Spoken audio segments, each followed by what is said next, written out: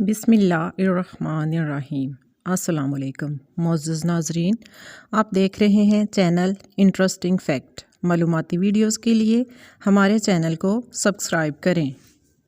खड़क सिंह के खड़कने से खड़कती हैं खिड़कियाँ। आपने ये मनकूला तो बचपन से सुना होगा, मगर इसके पीछे की दास्तान का नहीं पता होगा। खड़क सिंह पटियाला के महाराजा के मामू थे। पटियाला के सबसे बासर बड़े जागीरदार और गांव के पंचायती सरपंच भी थे।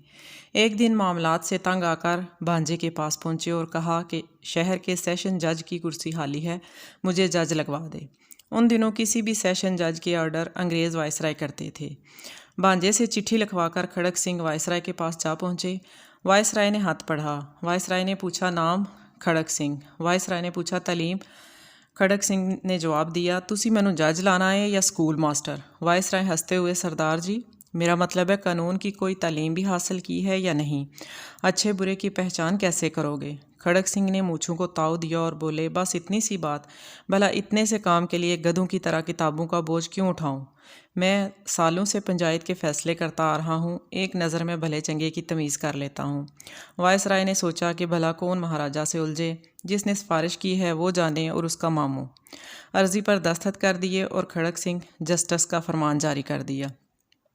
अब खड़क सिंह पटियाला लौटे और अगले दिन बतौर जस्टिस कमरा अदालत में पहुंचे। इत्फाक से पहला केस कत्ल का था। कटहरे में एक तरफ 4 मुलज़म और दूसरी तरफ एक रोती खातून थी। जस्टिस साहब ने कुर्सी पर विराजमान होने से पहले फ़रीक़ैन को गौर से देख लिया और मामला समझ गए। एक पुलिस अफसर कुछ कागज़ लेकर आया और बोला, माय लॉर्ड, ये औरत क्रांति कौर है। इसका इल्ज़ाम है कि इन चारों लोगों ने इसके शोहर को कत्ल किया है। जस्टिस खड़क सिंह ने औरत से तफसील पूछी। औरत बोली, सरकार, दाएं जानब वाले के हाथ में बर्छा था और बराबर वाले के हाथ में दरांती और बाकी दोनों के हाथों में सोटे थे। ये चारों कमाद के ओले से निकले और मेरे शोहर को मार मार कर जान से मार दिया। जस्टिस खड़क सिंह ने चारों को गुस्से से देखा और पूछा, क्यों बदमाशो, तुमने बंदा मार दिया? दाएं तरफ खड़े बंदे ने कहा, ना जी सरकार, मेरे हाथ में तो कई थी। और दूसरे ने कहा, मेरे हाथ में भी दरांती नहीं थी। हम तो सिर्फ बात करने गए थे और हमारा मकसद सिर्फ समझाना था। खड़क सिंह कलम पकड़कर कुछ लिखने लगे तो अचानक एक काला कोट पहने शख्स खड़ा हुआ और बोला, माय लॉर्ड, रुकिए, ये केस बड़ा पेचीदा है। ये एक ज़मीन का फड्डा था और जिस ज़मीन पर हुआ वो ज़मीन भी मुल्ज़मान की है। भला मकतूल वहाँ क्यों गया? जस्टिस खड़क सिंह ने पुलिस अफसर से पूछा, ये काले कोट वाला कौन है? जनाब, ये इन चारों का वकील है, पुलिस वाले ने जवाब दिया।